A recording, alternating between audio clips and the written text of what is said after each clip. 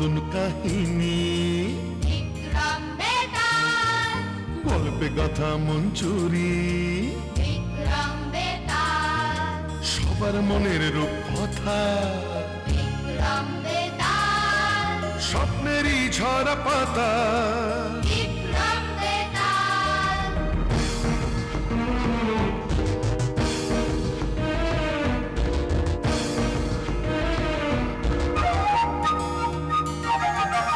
জীবনের মোড়কে গল্প হাজার, নীল লাল সাদা কালো রঙের বাহার, কল্পনায় রূপকথায় মিলে একাকার, তাই নিয়ে আসছে পর্দায় এবার বিক্রম বেতাল, বিক্রম বেতাল, বিক্রম বেতাল, বিক্রম বেতাল, বিক্রম বেতাল।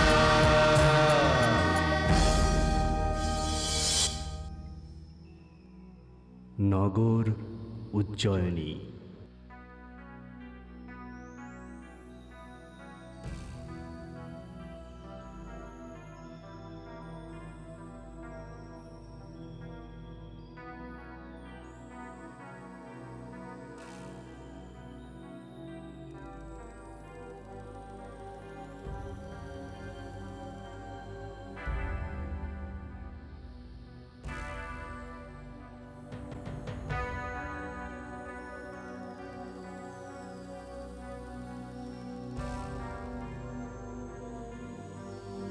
উজ্জয়িনীর রাজা গন্ধর্ব সেন, তার 4 রানী ও 6 পুত্র।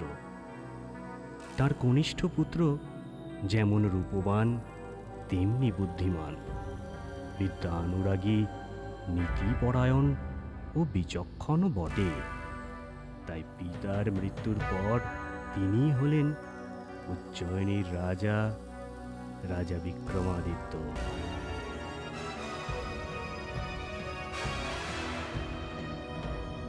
তার সুশাসনে চারিদিকে তার নাম ছড়িয়ে পড়ল। কিন্তু মহারাজের মনে কোনো শান্তি নেই। তিনি চিন্তা করতে লাগলেন, মন্ত্রীরা প্রজাদের সঙ্গে কেমন ব্যবহার করছে তা অবশ্যই একবার নিজের চোখে দেখা দরকার। তাই তিনি ঠিক করলেন, তিনি নিজেই গোপনে ছদ্মবেশে নানা জায়গায় ঘুরে প্রজাদের অবস্থা দেখবেন। একদিন শান্তশীল নামে এক সন্ন্যাসীর যোগ সাধনায় সাহায্যের জন্য তিনি সন্ন্যাসীর আশ্রমে হাজির হলেন এবং তাঁর অনুরোধে রাজা শিরীষ গাছ থেকে সব দেহ আনতে চললেন। কিন্তু শান্তশীল সন্ন্যাসী একটি কথা রাজাকে মনে করিয়ে দিলেন। শোনো রাজা, সব দেহকে যখন তুমি নিয়ে আসবে, তখন সেই আসার পথে তুমি কোনো কথা বলবে না। তোমাকে সব দেহ বহু চেষ্টা করবে কথা বলাবার, তুমি কিন্তু সেই ফাঁদে পা দেবে না। একবার তুমি কথা বলে ফেললে সব দেহটি কিন্তু আবার ফিরে যাবে সেই শিরীষ গাছে। রাজা শ্মশানে এসে উপস্থিত হলেন। কৃষ্ণা চতুর্দশীর রাত, চারিদিকে ঘুটঘুটে অন্ধকার, তার সঙ্গে তাল মিলিয়ে পড়ছে মুষলধারে বৃষ্টি। শ্মশানের পরিবেশ অত্যন্ত ভয়াবহ, কিন্তু রাজা বিক্রমাদিত্য একটুও ভয় পেলেন না। তিনি তরবারি উঁচিয়ে রেখে এগিয়ে চললেন ওই শিরীষ গাছটার দিকে।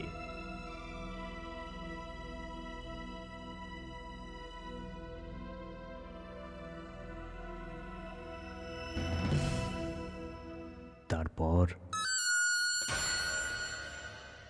ওহে বীর পুরুষ, তুমি কে? আমায় তুমি কোথায় নিয়ে যাচ্ছ? আমি রাজা বিক্রমাদিত্য। শান্তশীল যোগীর আদেশে তোমাকে তারই আশ্রমে নিয়ে চলেছি। কিন্তু তুমি কে? আমি বেতাল।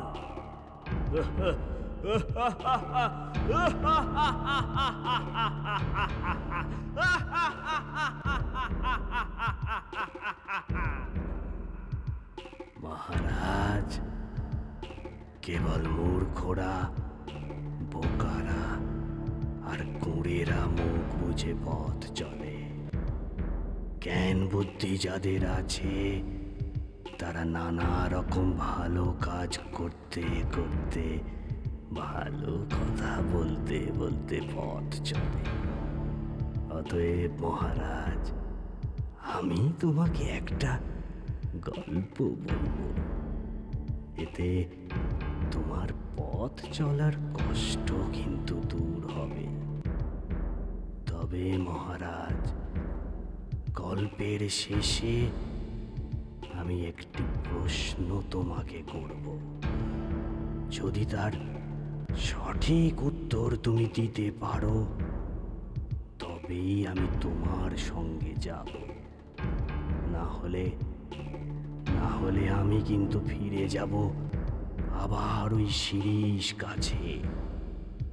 আর যদি তুমি সঠিক উত্তর জেনেও নীরব থাকো, তাহলে তোমার মাথা ফেটে চৌচির হয়ে যাবে। বেশ, তবে তাই হোক।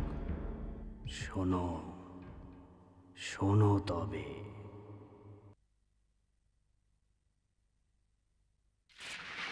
ধারানগরে মহাবল নামে এক রাজা ছিলেন। রাজার এক দূত ছিল, তার নাম হরিদাস। হরিদাসের ছিল এক পরমা সুন্দরী মেয়ে। মেয়ের নাম ছিল মহাদেবী। একমাত্র মেয়ের বিয়ে নিয়ে বাবা আমার বড় চিন্তা ছিল। হ্যাঁ গো, মেয়ের যে বিয়ের বয়স হলো, এবার একটু চেষ্টা চরিত্র করে দেখো। চেষ্টা কি আর করছি না? ভালো পাত্র পাচ্ছি কোথায়? একটা মাত্র মেয়ে। ও বাবা, বাবা, ও বাবা, বাবা, ওই তো, জানো তো, ওই তো তোমার মেয়ে এসে গেছে। ওকেই একবার জিজ্ঞাসা করে দেখো না, কেমন পাত্র পছন্দ ওর। কি রে মা, কেমন পাত্র তোর পছন্দ শুনি?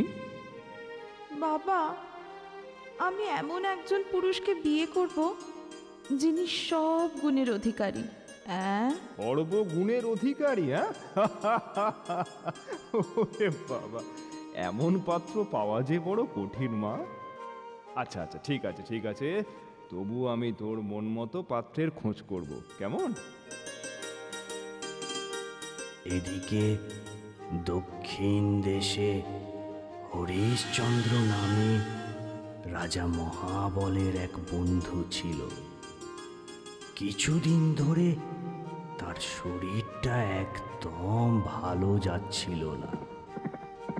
তাই রাজা মহাবল হরিদাসকে তার কাছে পাঠালেন কুশল জানবার জন্য। প্রণাম মহারাজ। মহারাজ মহাবল আপনার কুশল জানতে দূত হিসেবে আমাকে আপনার কাছে পাঠালেন। প্রিয় বন্ধু মহাবল আপনাকে পাঠিয়েছেন আমার কুশল জানবার জন্য? আপনি যে আমার প্রধান অতিথি, আসুন আসুন, আসন গ্রহণ করুন। মন্ত্রী, ওনার আপ্যায়নের কোনো ত্রুটি যেন না হয়। ধন্যবাদ মহারাজ। আমার অনুরোধ, আপনি কিছুদিন অন্তত আমার রাজ্যে থাকুন। এতে আমার শরীরের সাথে মনটাও ভালো হয়ে যাবে। যথাজ্ঞা মহারাজ।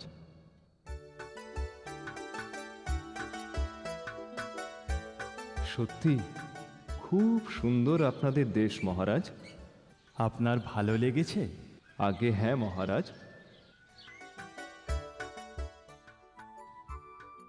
আচ্ছা হরিদাস, তুমি এবার একটু বিশ্রাম করো। আগামীকাল তো তুমি আবার নিজের দেশে ফিরে যাবে। অনেকটা পথ তোমায় যেতে হবে। যথাজ্ঞা মহারাজ।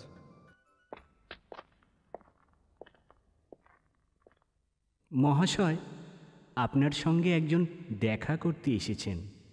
আমার সঙ্গে? ঠিক আছে, নিয়ে এসো তাকে। যথা আজ্ঞা। নমস্কার, আমি আপনার কাছে একটি জিনিস চাইতে এসেছি। আমার কাছে? বেশ, বলো তোমার কি চাই। আমার পক্ষে দেওয়া সম্ভব হলে আমি নিশ্চয়ই তোমাকে দেব। আমি আমি আপনার মেয়েকে বিয়ে করতে চাই। আমার প্রার্থনা আপনি আমার সঙ্গে তার বিয়ে দিন। কিন্তু আমার মেয়ের ইচ্ছা যে সমস্ত বিদ্যায় পারদর্শী ও অসাধারণ গুণসম্পন্ন হবে তাকেই সে বিবাহ করবে। মহাশয়, আমি এক অসাধারণ গুণের অধিকারী। আমি এমন একটা রথ তৈরি করেছি যাতে চড়ে 1 বছরের পথ অল্প সময়ের মধ্যেই চলে যাওয়া যায়। তাই নাকি? ঠিক আছে, আগামীকাল সকালে তুমি একবার রথটা নিয়ে এসো। আগামীকাল আমি দেশে ফিরব।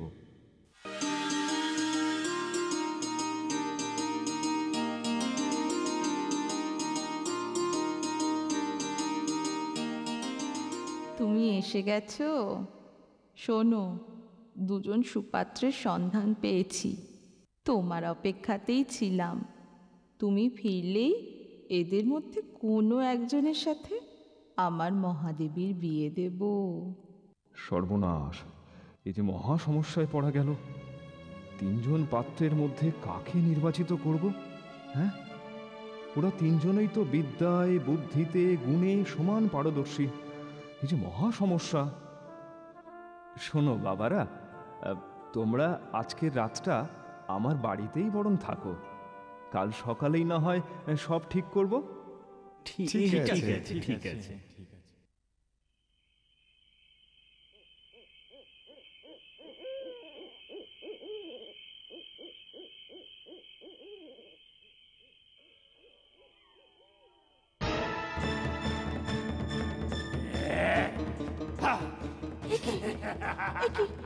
কে তুমি? ছেড়ে দাও, ছেড়ে দাও আমাকে, ছেড়ে দাও বলছি, ছেড়ে দাও আমাকে। কে কোথায় আছো? বাঁচাও, বাঁচাও আমাকে, বাঁচাও। কেউ তোমাকে বাঁচাতে পারবে না। আমি তোমাকে নিয়ে এখন বিন্ধ্যাচল পাহাড়ে চলে যাব। সেখানে কেউ তোমার কাতর আর্তনাদ শুনতে পারবে না। বাঁচাও, কে কোথায় আছো? বাঁচাও, এই ভয়ঙ্কর দানবের হাত থেকে আমাকে রক্ষা করো। মহাদেবী, মহাদেবী।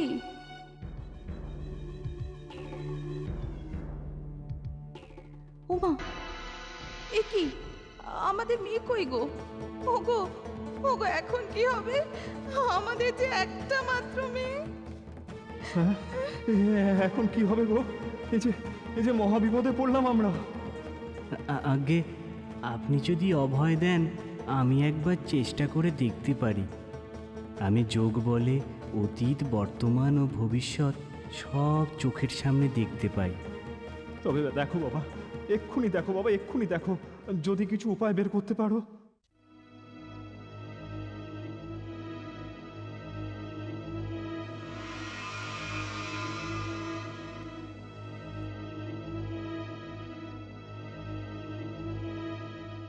হ্যাঁ হ্যাঁ, আমি পরিষ্কার দেখতে পাচ্ছি। এক রাক্ষস আপনার মেয়ের রূপ গুণ দেখে তাকে চুরি করে নিয়ে গেছে বিন্ধ্যাচল পাহাড়ে। হ্যাঁ, সে কি? ওখান থেকে তাকে যেভাবেই হোক ফিরিয়ে আনতে হবে। তোমরাই কিছু উপায় বের করো বাবারা। আমি এমন বিদ্যা জানি যার সাহায্যে শব্দকে লক্ষ্য করে তীর ছুঁড়ে রাক্ষসকে হত্যা করতে পারি। কিন্তু সেখানে যাওয়ার একটা উপায় তো বের করতে হবে। না না, কোনো চিন্তা নেই। আমার কাছে এমন রথ আছে যাতে চড়ে খুব কম সময়ের মধ্যে আমরা সেখানে পৌঁছে যেতে পারবো। তবে এখনই চলো বাবারা, আর সময় নেই, এখনই চলো। বেশ, তবে এখনই চলো। হ্যাঁ হ্যাঁ, তাই চলো।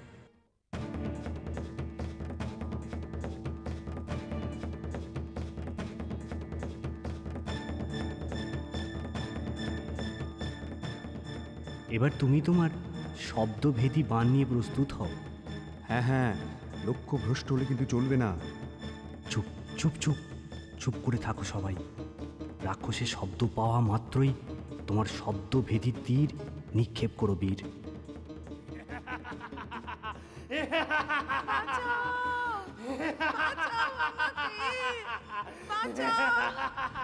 আমাকে বাঁচাও, বাঁচাও। আমাকে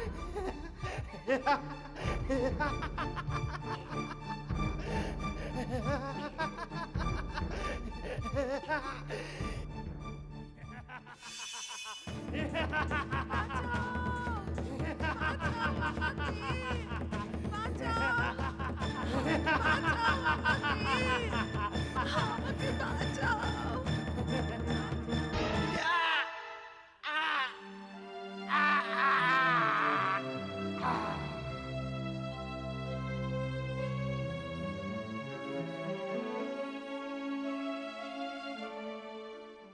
মা মা আয় মা, আয় মা, কাছে আয়, আমার বুকে আয় মা, আমার বুকে আয়। বাবা, বাবা, এই 3 বীরের জন্যই আজ আমার প্রাণ বাঁচলো, বলো। ঠিক বলেছিস মা।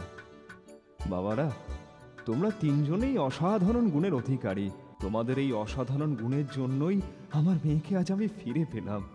কিন্তু সমস্যা হলো, তোমাদের মধ্যে কাকে আমি শ্রেষ্ঠ বলে বিচার করি, যার সাথে আমি আমার কন্যার বিবাহ দিতে পারি? আমার সাধনা বলেই আমরা সঠিক স্থানে, যেখানে রাক্ষস মহাদেবীকে বন্দি করে রেখেছিল, সেখানে পৌঁছতে পেরেছি। তাই আমি শ্রেষ্ঠ। আর আমার শব্দভেদী বাণ, তার জোরেই না আমি রাক্ষসকে হত্যা করে মহাদেবীকে উদ্ধার করেছি, তাই আমিই শ্রেষ্ঠ। না না, আমার ওই রথই ওই স্থানে আমাদের দ্রুত পৌঁছে দিয়েছে, তাই আমি শ্রেষ্ঠ। সত্যি কে শ্রেষ্ঠ তা বিচার করা খুবই দুরূহ।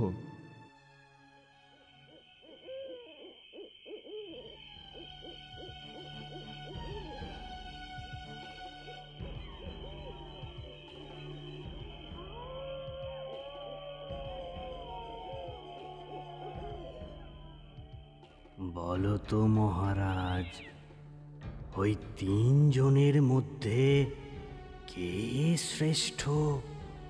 কার সাথে মহাদেবীর বিবাহ হওয়া উচিত? বেতাল, যোগ্য পাত্র হচ্ছে দ্বিতীয় জন, যে রাক্ষসের সঙ্গে যুদ্ধ করে তাকে হত্যা করে মহাদেবীকে ফিরিয়ে এনেছে। তার সঙ্গেই মহাদেবীর বিবাহ হওয়া উচিত। ওই যোদ্ধা দ্বিতীয় জনই কেন মহাদেবীকে বিবাহ করতে পারবে? বাকিরা কেউ নয় কেন? বেতাল, আমি তোমার কথা মানছি। 3 জন পাত্রই অসাধারণ গুণের অধিকারী। প্রথম জন ছাড়া কেউ জানতেই পারত না রাক্ষস মহাদেবীকে কোথায় নিয়ে গেছে। হ্যাঁ, তেমনি তৃতীয় জন ছাড়া কোনো ক্রমেই দ্রুত সেখানে পৌঁছানো সম্ভব হতো না মহারাজ। হ্যাঁ বেতাল, তা যথার্থই সত্য। কিন্তু কোথায় রাক্ষস মহাদেবীকে লুকিয়ে রেখেছে তার সঠিক হদিশ পাওয়া আর সেই স্থানে দ্রুত পৌঁছে যাওয়াটাই বৃথা হতো, যদি না যুদ্ধ করে রাক্ষসকে বধ না করত। রাক্ষসকে বধ না করলে মহাদেবীকে উদ্ধার করা সম্ভবই হতো না। তাই দ্বিতীয় জনই শ্রেষ্ঠ। যথার্থই তোমার উত্তর মহারাজ। জয় জয় হোক মহারাজ বিক্রমাদিত্য। কিন্তু মহারাজ, আমাকে নিয়ে যাবার শর্ত তুমি লঙ্ঘন করেছ। তাই আমি চললাম মহারাজ, আমি চললাম। বেতাল, আমি চললাম। বেতাল, বেতাল তুমি যেও না। বেতাল, আমি আসছি। বেতাল, বেতাল যেও না। বেতাল, বেতাল, বেতাল যেও না।